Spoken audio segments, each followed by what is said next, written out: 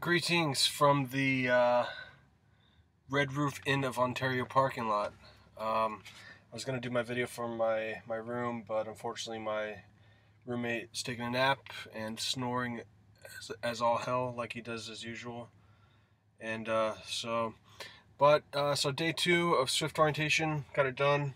Went pretty well. It was a little more involved with the actual company instead of kind of the DOT process and getting all your paperwork situated, making sure you can even go forward with the job. So we did a little bit of some logbook overview, which most people pretty much should know how to do by this point. Looks like this to an extent, pieces of that, whether the options are off duty, being in the sleeper berth, the driving, or on duty but not driving, all the limitations, 11 hours a day, 14 hours a day, 10-hour breaks, 34 hours off, all that good stuff. So covered a lot of that. We also got some VIP papers, not very important person but very important papers, just kind of regarding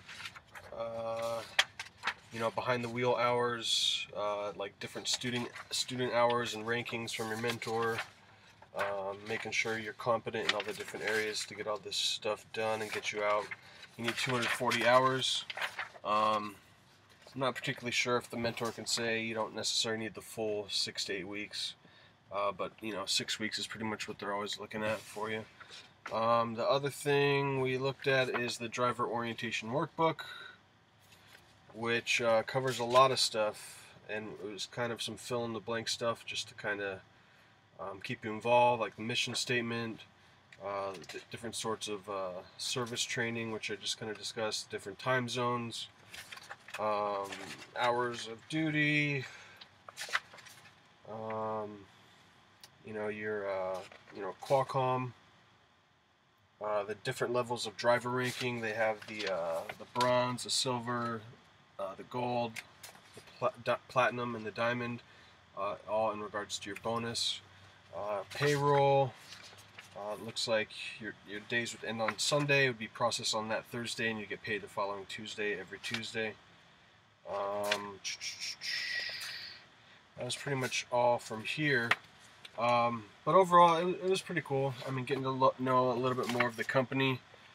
I picked Swift not so much because they're the biggest company, but they just kind of always stood out. Maybe it's the fact that they have the most trucks, you just see them more often, but companies don't rise to the top for no reason. So it's good to be a part of the kind of the top tier company out there.